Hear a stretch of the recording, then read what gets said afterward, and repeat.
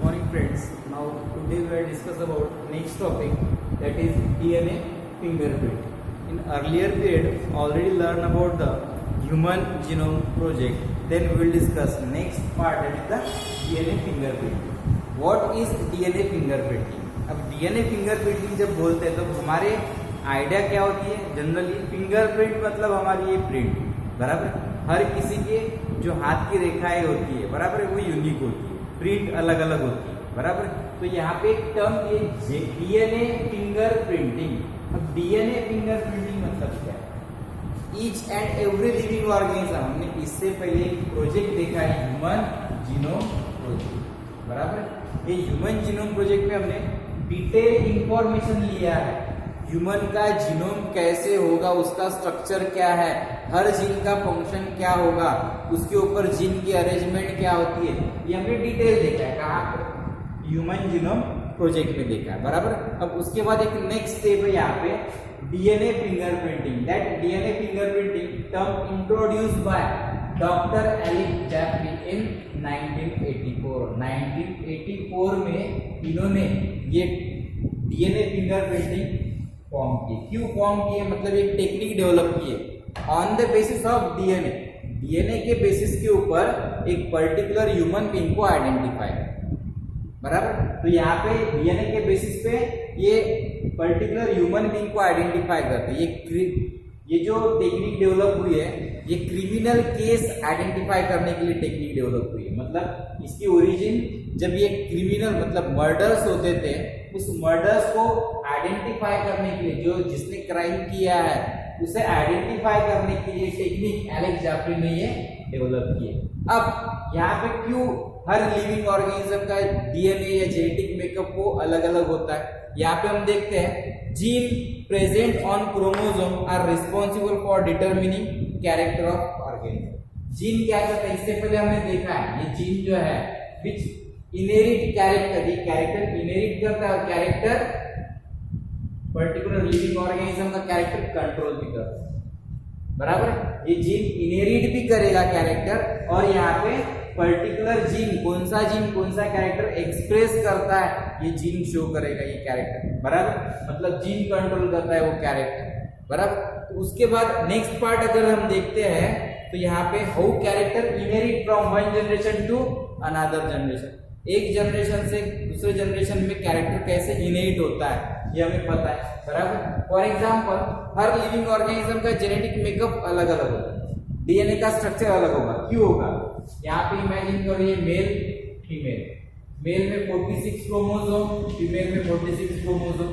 जब reduction division होता है, मियोसिस होता है 23, बराबर। तो यहाँ पे हम डायरेक्ट लिख देते हैं 23। रिडक्शन डिवीजन के बाद यहाँ पे 23 क्रोमोसोम, यहाँ पे 23 क्रोमोसोम। जब फर्टिलाइजेशन होता है, जेनेटिक मेकअप क्यों यूनिक होता है ये हम देख रहे हैं। ड्यूरिंग टाइम ऑफ फर्टिलाइजेशन मतलब कौन सा? Internal fertilisation. ह्यूमन के बारे में अगर देखते तो यहाँ पे क्या है? सेक्सुअल रिप्रोडक्शन, बराबर। फर्टिलाइजेशन के दो टाइप है, एक सेक्सुअल रिप्रोडक्शन और एक असेक्सुअल रिप्रोडक्शन, बराबर। तो यहाँ पे सेक्सुअल रिप्रोडक्शन में क्या होता है? 23 क्रोमोसोम कहाँ से आ रहे हैं? मेल से आ रहे हैं। 23 क्रोमोसोम फीमेल से आ रहे हैं। तब यहाँ पे क्या हो रहा है? डिप्लॉइड जाइगोट फॉर्म हो रहा है, vice and diploid zygote form हुआ।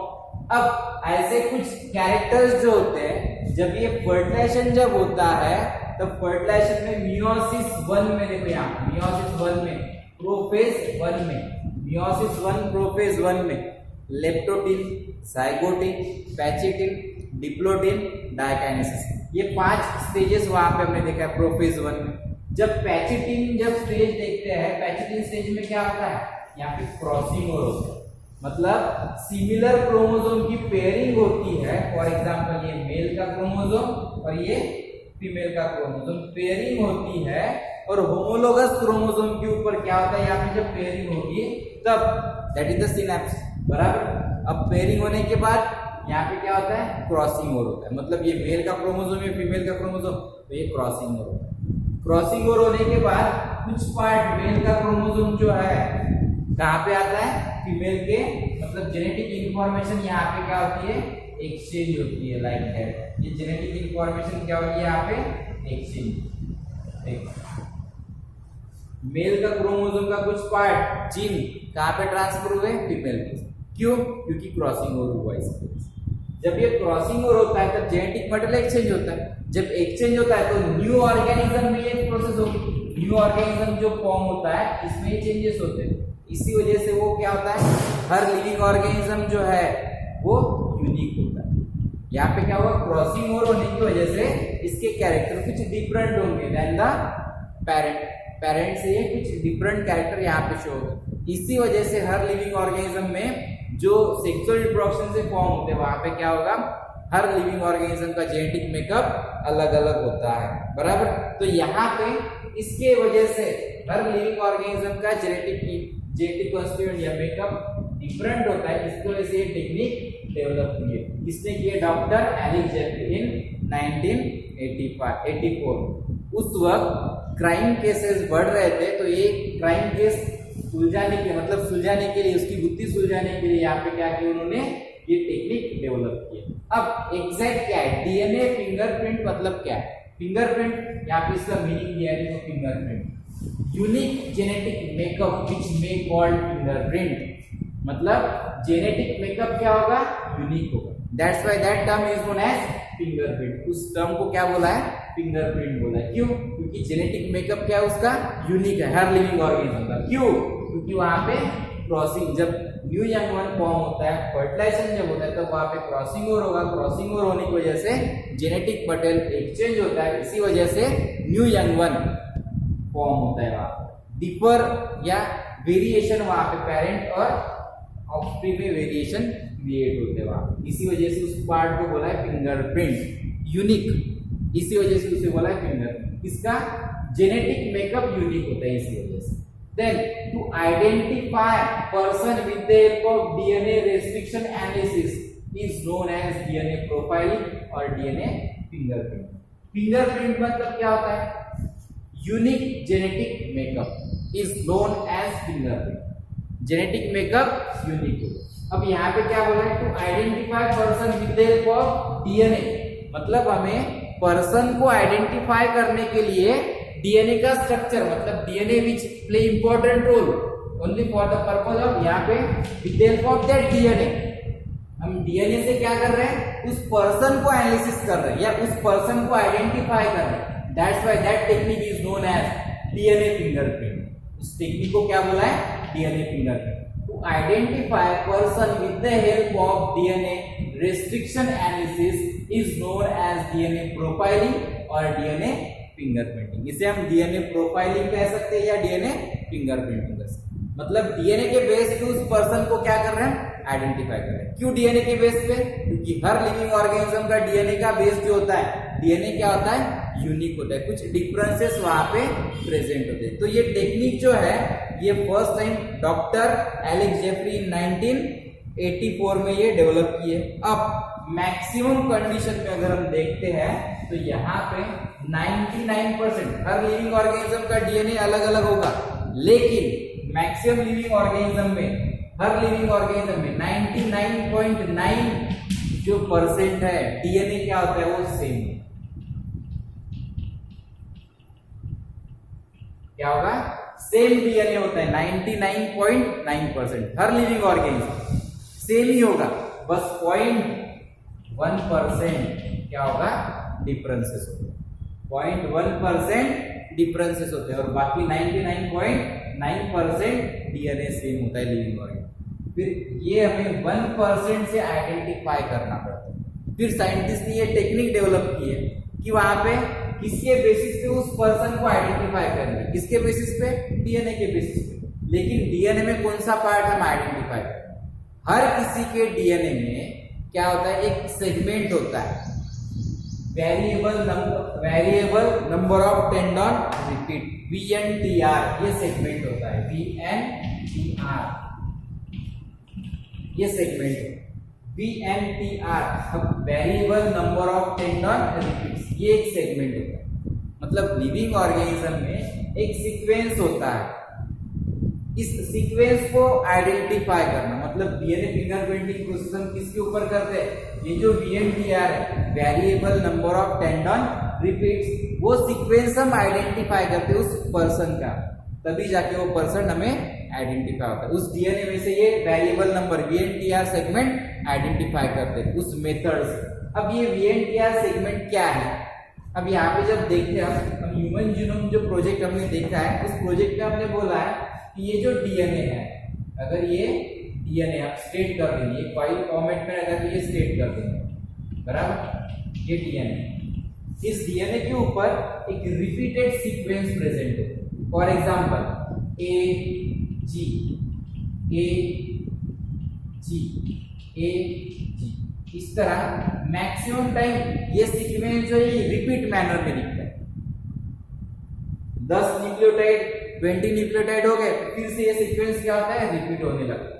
मतलब ये रिपीटेटिव सीक्वेंस हमें दिखता है, उस रिपीटेटिव सीक्वेंस से क्या करते हैं हम, आइडेंटिफाई करते हैं। That repetitive sequence is known as VNTR, इसे ही बोल रहे हैं VNTRS, मतलब variable number of tandem repeats, इसे ही बोल रहे हैं। मतलब ये जो रिपीटेड सीक्वेंस है, वो रिपीटेड सीक्वेंस से हमें आइडेंटिफाई करना है, पर्टिकुलर डीएनए के ऊपर कौन से रिपीटेड सीक्वेंस होते हैं वो आइडेंटिफाई करना है। मतलब उस टेक्निक को हम इस वे से हम डेवलप कर सकते हैं। अब ये टेक्निक है क्या, एग्जैक्ट है क्या, इस टेक्निक में हम क्या करने वाले, देखो यहाँ अब डीएनए फिंगरप्रिंटिंग में ये जो टेक्निक है, ये टेक्निक किस वे से फॉलो होती है, देखिए आप अलग अलग स्टेप यहाँ पे दिए।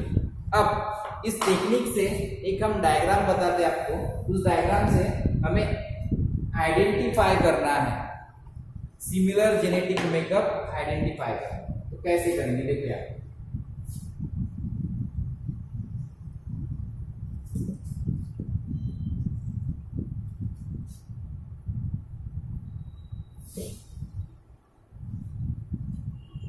ये देखो पिक्चर, देखो यहाँ पे ये पार्ट अगर ऑब्जर्व करते हैं तो इस एग्रोज जेल इलेक्ट्रोफोरेसिस टेक्निक बोलते हैं इसे।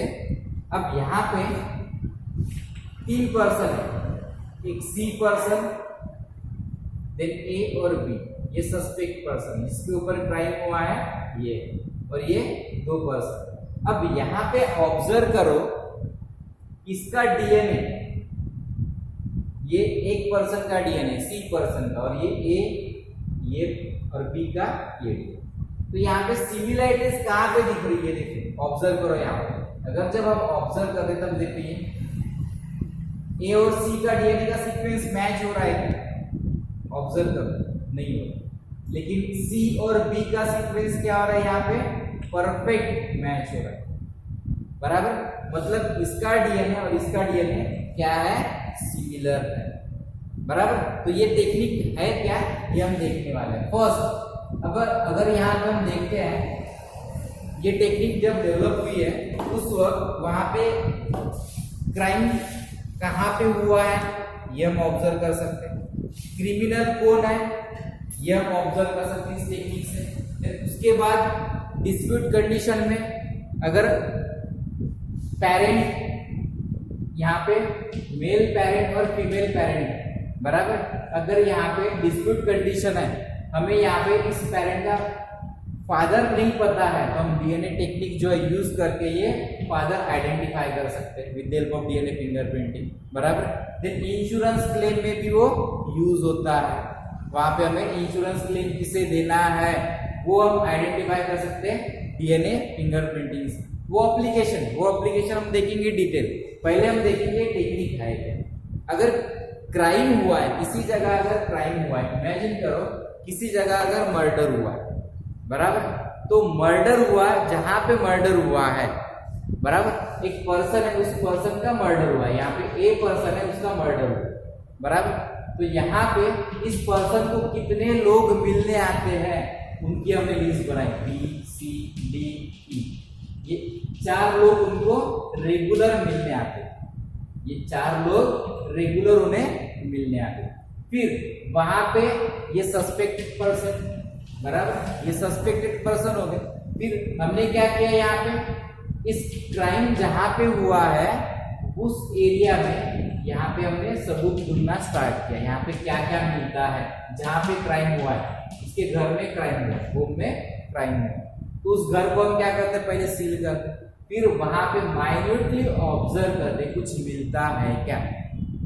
जो सस्पेक्टेड पर्सन है उसने कुछ गलती की है तो वहां पे हमें जरूर मिलेगी। फॉर एग्जाम्पल, अगर वो पानी पी रहा है, इसका मर्डर करने के बाद अगर कोई पर्सन पानी पीता है तो उसके फिंगरप्रिंट्स वहां पे मिलते हैं, ये हमने देखा है, बराबर।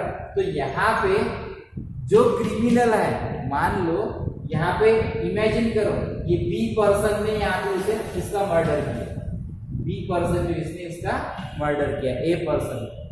अब हम क्या करेंगे, यहाँ पे जो डीएनए फिंगरप्रिंटिंग के बेसिस पे इसके रूट हेयर वहां पे हमें मिलते हैं, रूट हेयर अगर वहां पे मिलता है, बराबर, तो रूट हेयर के बेसिस पे हम क्या कर सकते हैं, इसका डीएनए स्ट्रक्चर आइडेंटिफाई कर सकते हैं। यहाँ पे इस एरिया में, इसके घर में अगर इसके रूट अगर मिलता है, हेयर अगर मिलता है, तो रूट हेयर से हम डीएनए आइसोलेट करके वो आइडेंटिफाई कर सकते हैं। मतलब किसी कंडीशन में, अगर रेप कंडीशन में भी हम आइडेंटिफाई कर सकते हैं। किसी का अगर यहाँ पे रेप हुआ है, एक पर्सन है, ए पर्सन है, बराबर, एक लेडी है या फीमेल, इसके घर में रेप हुआ है, तो यहाँ पे सस्पेक्टेड पर्सन कितने पर्सन है, यहाँ पे काफी सारे अगर पर्सन यहाँ पे है तो हम आइडेंटिफाई कर सकते हैं। कैसे?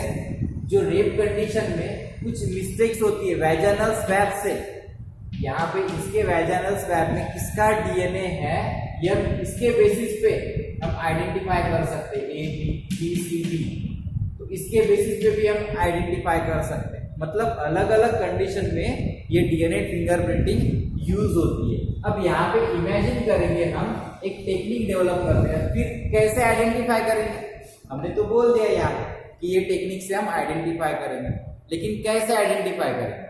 अब यहाँ पे कुछ स्टेप्स है, आइसोलेशन ऑफ डीएनए। फर्स्ट, मतलब इमेजिन करो ये ए पर्सन है, जिसका यहाँ पे एक लेडी है, इसके घर में रेप हुआ है, और सस्पेक्टेड पर्सन कौन से, बी सी डी, ये 3 पर्सन इसके ऊपर हमें शक है, मतलब सस्पेक्टेड पर्सन, ये फीमेल, ठीक है, इसका रेप हुआ, इसके घर में रेप हुआ, तो उस क्राइम किसके ऊपर हुआ है, ए के ऊपर। किसने किया है, सस्पेक्टेड पर्सन, हमें पता नहीं है, 3 लोग हैं, लेकिन 3 लोग में से किसने किया ये हमें पता नहीं है, एग्जैक्ट किसने किया ये हमें पता नहीं। तो हम क्या करते हैं, पहले आइसोलेशन ऑफ डीएनए, फिर हम क्या करते हैं, इस घर को सील करेंगे, बराबर। फिर इस घर को सील करने के बाद यहाँ पे जो रेपिस्ट, मतलब जहां जिसके ऊपर क्राइम हुआ है, उस क्राइम पर्सन के ऊपर, जो पर्सन यहाँ पे जिसके ऊपर क्राइम हुआ है, उसका वैजाइनल स्वैब लेंगे हम, एक तो ये टेक्निक, बराबर।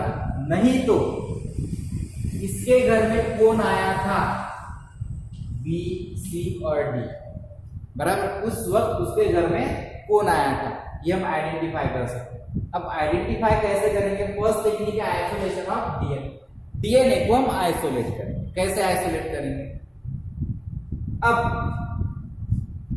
मान लो, इमेजिन करो, इन तीनों पर्सन में से यहाँ पे हमें उसके घर में कुछ ब्लड सैंपल मिला, एक तो blood sample. Isolation of DNA कहां से होता है, डीएनए कहां पे होगा, ब्लड सैंपल, बराबर, आरबीसी में नहीं, बराबर, डब्ल्यूबीसी से हम क्या कर सकते हैं, आइसोलेट कर सकते हैं ब्लड सैंपल से। रूट हेयर या बॉडी सेल्स, जब रेप होता है तब यहाँ पे पीठ के ऊपर कुछ, उसके नाखून में, इस गर्ल के नाखून में कुछ ऊपर की स्किन अगर आती है, उसके ऊपर भी डीएनए प्रेजेंट हो, बराबर, वो भी हम आइसोलेट कर सकते हैं, वहां से भी सेल से आइसोलेट कर सकते हैं,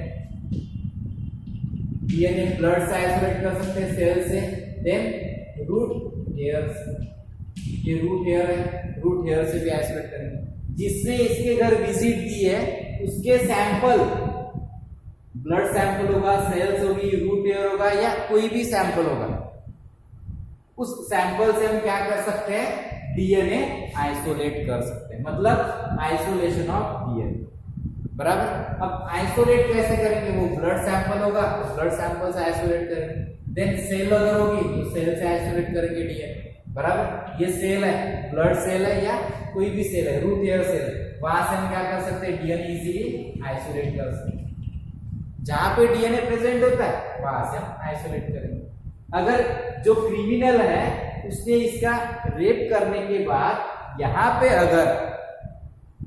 अगर पानी पी रहा है तो ग्लास के ऊपर सलाइवा होता है, सलाइवा से हम डीएनए आइसोलेट करते हैं, बराबर। मतलब सलाइवा अगर मिलता है या सिगरेट पी रहा होगा वो, तो सिगरेट का जो बैक पोर्शन होता है, फिल्टर का जो पार्ट होता है, उसके ऊपर सलाइवा का कुछ पार्ट प्रेजेंट होगा, तो वहां से भी हम क्या आइसोलेट कर सकते हैं। मतलब सलाइवा से हम क्या कर सकते हैं, ये डीएनए आइसोलेट कर सकते हैं। मतलब जो भी सोर्स मिलता है यहाँ पे हमें, जहां पे क्राइम हुआ है वहां से वो पार्ट आइसोलेट करेंगे, डीएनए आइसोलेट करेंगे फ्रॉम ब्लड सैंपल, सेल और रूट हेयर, कोई भी हो या सलाइवा हो, वहां से भी हम आइसोलेट कर सकते हैं। डीएनए आइसोलेशन मतलब फर्स्ट टेक्निक कौन सी है, डीएनए आइसोलेशन। अब मान लो डीएनए की क्वांटिटी, यहाँ पे एक रूट हेयर मिला है, उस डीएनए की क्वांटिटी हमें काफी कम मिली है, बराबर। आइसोलेट किया हमने डीएनए, लेकिन उसकी क्वांटिटी काफी कम मिली है, तो हम क्या करते हैं, फिर से ये जो डीएनए आइसोलेट किया हुआ उसकी क्वांटिटी कम है, तो हम क्या करते हैं, पीसीआर टेक्निक से, पॉलीमर चेन रिएक्शन, बराबर। पॉलीमर चेन रिएक्शन से हम क्या कर सकते हैं, ये टेक्निक है पीसीआर टेक्निक से हम क्या कर सकते हैं, जो डीएनए स्मॉल क्वांटिटी में मिला है, अगर मान लो यहाँ पे स्मॉल क्वांटिटी में जो डीएनए मिला है उसकी क्वांटिटी बढ़ा सकते हैं with the help of PCR technique. PCR technique से हम उसकी क्वांटिटी बढ़ा सकते हैं, ये हमें पढ़ना है बायोटेक्नोलॉजी। अब ये स्मॉल क्वांटिटी में मिली है, इसकी क्वांटिटी इंक्रीज कर सकते हैं with the help of PCR technique. PCR technique से हम इंक्रीज कर, बराबर। मतलब लार्ज क्वांटिटी में हमें वो डीएनए मिलना चाहिए। ये स्मॉल डीएनए मिला है यहाँ पे काफी कम, तो यहाँ पे इसकी क्वांटिटी क्या करेंगे हम, इंक्रीज करेंगे, बराबर, मल्टीप्लाई करेंगे with the help of PCR technique. वो भी टेक्निक वहां पे है। देन उसके बाद रेस्ट्रिक्शन डाइजेशन। अब रेस्ट्रिक्शन डाइजेशन मतलब क्या होता है, the isolated DNA is treated with restriction enzyme, the restriction enzyme cut the DNA into small fragment, that is the restriction digestion. अब यहां पे हमें डीएनए मिला है, ये डीएनए मिला है, इमेजिन करो ये डीएनए मिला है, बराबर। ये डीएनए हमने आइसोलेट किया, first technique that is the isolation of DNA. फिर हम क्या करते हैं, एक रेस्ट्रिक्शन एंडोन्यूक्लियस एंजाइम। अब रेस्ट्रिक्शन एंडोन्यूक्लियस एंजाइम, एंडो मतलब अंदर, बराबर, एंजाइम रेस्ट्रिक्शन एंडोन्यूक्लियस एंजाइम। अब ये क्या है, ये रेस्ट्रिक्शन एंडोन्यूक्लियस एंजाइम है। हम क्या करते हैं, act as a molecular scissor. Scissor पता है, कोई भी चीज अगर हमें कट करना है, ये अगर डस्टर हमें कट करना है तो हम क्या करेंगे, ये पेपर अगर हमें कट करना है तो हम क्या करेंगे, सीजर का यूज करते हैं। अगर कोई पेपर है उसे हमें कट करना है तो हम क्या करते हैं, सीजर का यूज करते हैं, बराबर। अब यहाँ पे इस रेस्ट्रिक्शन एंडोन्यूक्लियस एंजाइम को क्या बोलते हैं हम, रेस्ट्रिक्शन एंडोन्यूक्लियस एंजाइम को क्या बोलेंगे हम, मॉलिक्यूलर सीजर। डीएनए को कट करने के लिए एक पर्टिकुलर पार्ट से, रेस्ट्रिक्टेड पार्ट से डीएनए को कट करने के लिए जो एंजाइम यूज कर रहे हैं उसे बोलते हैं हम रेस्ट्रिक्शन एंडोन्यूक्लियस एंजाइम। वो एंजाइम यहाँ पे हम बाइंड करेंगे, वो एंजाइम यहाँ पे बाइंड करेंगे, रेस्ट्रिक्शन एंडोन्यूक्लियस एंजाइम बाइंड करेंगे। वो क्या करेगा, एक पर्टिकुलर साइट वो क्या करेगा, कट करेगा, अंदर से वो डीएनए को कट करेगा।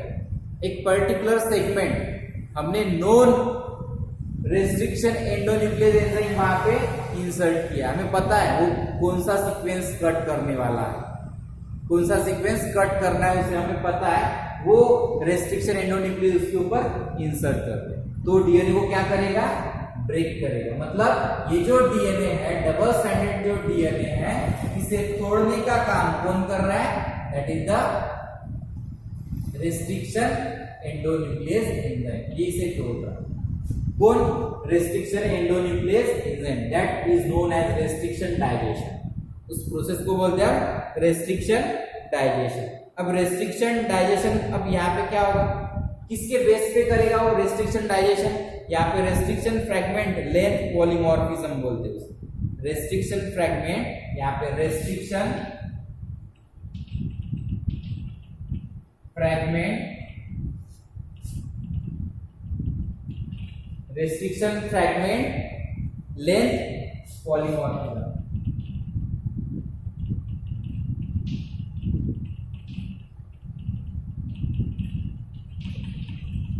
अब यहाँ पे देखो रेस्ट्रिक्शन फ्रैगमेंट मतलब ये एंजाइम क्या करेगा? रेस्ट्रिक्शन एंडोन्यूक्लियस, रेस्ट्रिक्शन एंडोन्यूक्लियस के ऊपर बाइंड होगा डीएनए के ऊपर, फिर क्या करेगा?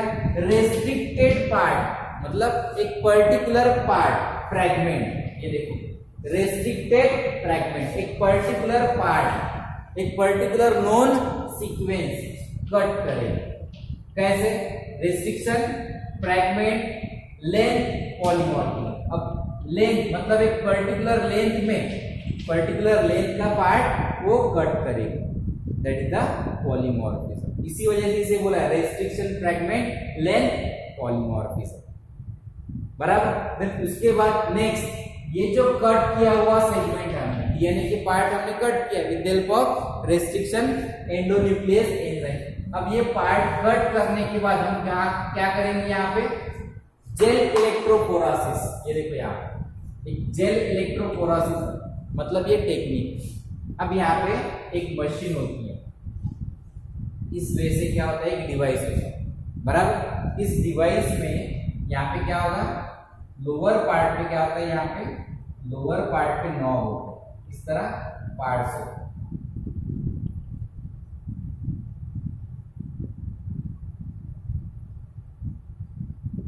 एक डिवाइस है, इस डिवाइस में इस तरह क्या होगा? यहाँ पे पार्ट्स।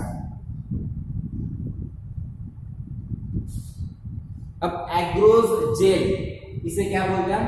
Gel electrophoresis. अब जेल इलेक्ट्रोफोरेसिस क्यों बोला है? इसके अंदर क्या होता है? जेल होता है, सेमी सॉलिड, सेमी सॉलिड यहाँ पे क्या होगा? जेल होगा। क्या होगा यहाँ पे? सेमी सॉलिड जेल यहाँ पे प्रेजेंट होगा। अगर ये मीडियम यहाँ पे प्रेजेंट होता है, बराबर। क्या होता है यहाँ पे? अगर ये मीडियम होता है, मतलब ये कौन सी है? जेल इलेक्ट्रोफोरेसिस टेक्निक है।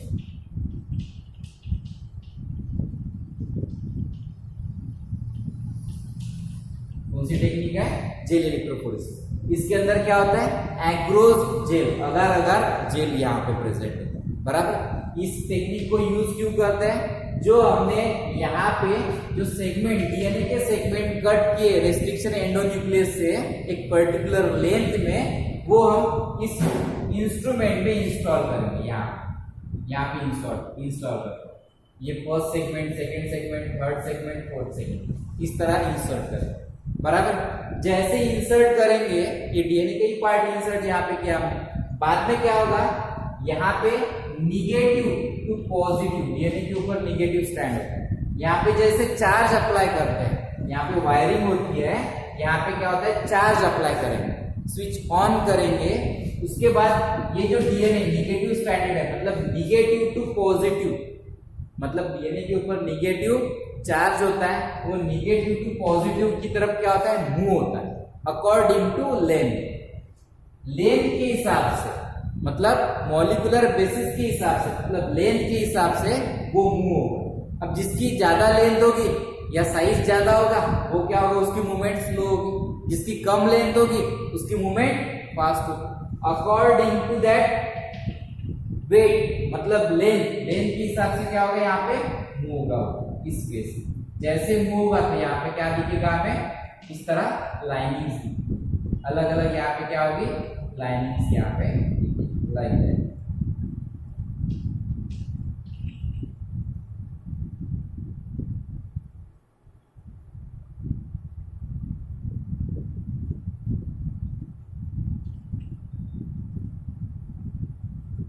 इस वे से ये क्या होगा? DNA negative charge to positive charge क्या होगा? मूव होगा। ये क्या हो रहा है? यहाँ पे मूव होगा। यहाँ पे हमें लाइनिंग्स दी। अब ये डीएनए रन हो रहा है, इस प्रोसेस को बोलते हैं डीएनए रन होगा इनसाइड द एग्रोज जेल इलेक्ट्रोफोरेसिस। अब ये डीएनए रन होगा, बराबर। अब डीएनए रन होने के बाद यहाँ पे क्या है, जेल है, बराबर। अब नेक्स्ट टेक्निक है सदन ब्लॉटिंग। अब सदन ब्लॉटिंग मतलब क्या होगा, अब ये जो जेल है, ये कांच का जो ट्रांसपेरेंट, जैसे हमने आपने देखा होगा कांच का कोई पार्ट अगर होता है, उसी वे से ये एग्रोजेल इलेक्ट्रोफोरेसिस होता है, उसके ऊपर एक ओपन एंड होता है, मतलब ये ओपन एंड होगा। अब इसके अंदर ये डीएनए रन हुआ है, बराबर। तो यहाँ पे एक नेक्स्ट टेक्निक होती है सदन ब्लॉटिंग। अब ब्लॉटिंग पता है आपने एक्सपेरिमेंट किया है, काफी सारे एक्सपेरिमेंट किया है, बराबर। जब कोई स्लाइड के ऊपर स्टेन लेते हैं, वो अगर ज्यादा होता है तो आप क्या करते हैं, ब्लॉटिंग पेपर लेते हैं, बराबर।